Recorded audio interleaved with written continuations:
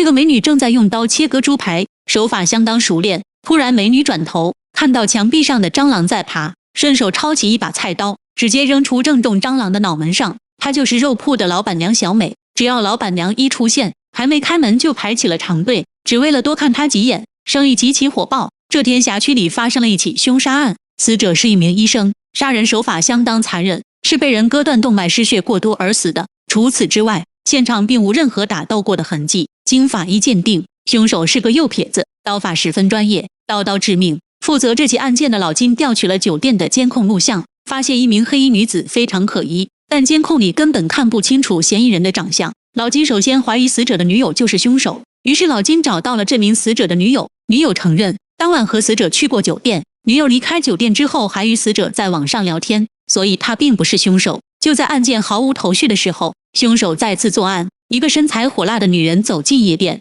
小高跟鞋踩在床上，而面前正在得意的男人却不知危险即将降临。女子绑上了男人的手脚，蒙上男人眼睛，突然一个小腿锁喉，女子拿出弯刀，出手干净利落。就这样，男人领了盒饭。法医说，凶手的作案手法与之前的命案如出一辙，可以肯定是同一人所为。更为巧合的是，他们都是在同一家医院工作的医生。老金断定是一起仇杀，于是老金来到医院了解情况，从护士口中得知2名死者关系，他们曾经是3人组合，反而没有遇害的其中一员，混得风生水起，开了一家整容医院做起了院长。为了调查一下死者有没有仇家，于是找到以前医院的老员工，在一顿烤肉的贿赂下，2位老员工说出了一个重要线索。话说在10年前的一个风雨交加的夜里，一位非常漂亮的女孩因车祸昏迷送往医院，简直就是一个绝色美女，漂亮的不可思议。这个美女昏迷状态躺在病床上，当时值班的3名男医生见美女身材火辣，于是便起了色心。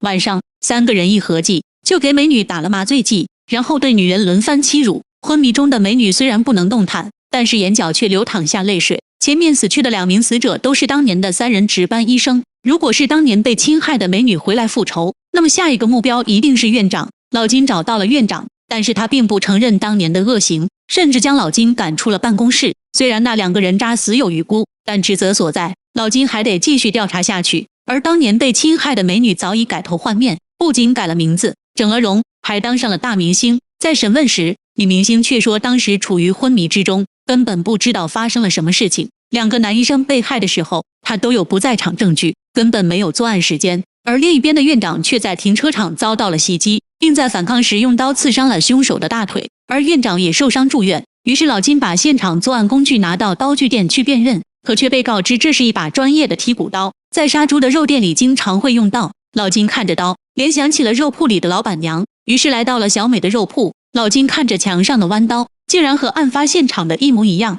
于是说起了杀人案件，试探小美，可小美只管他要肉钱。老金看老板娘特别镇定，便付钱，刚要拿着肉离开，却看到老板娘小美走路一瘸一拐，似乎是腿上有伤。老金怀疑小美就是那个凶手，于是粗鲁地把她按在桌子上，准备检查小美受伤的大腿。这个男人粗鲁地把小美按在桌子上，掀开小美的裙子，发现她的大腿果然有伤。可是老金已经不知不觉地爱上了小美，怎么能忍心抓捕她？2人一番眼神交流后，于是陷入了爱河。就在2人缠绵的时候，一个美女杀手跑进医院，动作极快，2、3下放倒了警察，来到了院长的病床前，用小手绢将院长迷晕，接着用轮椅推着院长将他带走了。而这边小美有了不在场的证明，洗脱了嫌疑。这个院长被带到一个用塑料布封闭的房间里，绑在了木桩上。而这时一个白发的老太太慢悠悠地走进来，藐视了男人一眼，然后一个戴着面具的女杀手跑了进来，手起刀落，割断了院长的动脉。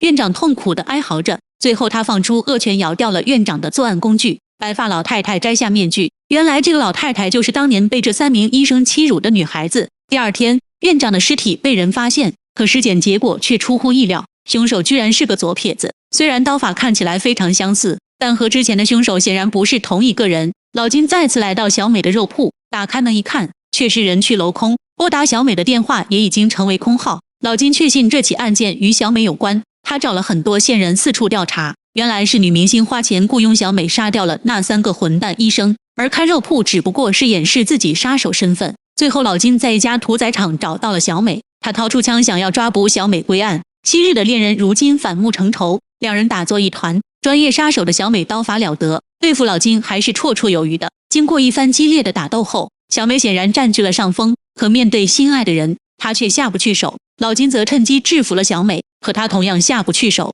最终，老金还是放过了小美。影片最后，老金辞去了警察的工作，来到屠宰场，再次找到小美，两人在一起过上了幸福的生活。第二天醒来的老金无意中翻开了小美的相册，原来她还有个双胞胎妹妹。老金终于明白了，原来他们是一对双胞胎杀手，一个是小美，另一个是妹妹，一个善用左手，一个善用右手。那么和自己在一起生活的到底是谁呢？好了，电影到此结束。如果你喜欢这个故事，记得点赞关注一下，咱们下期再见。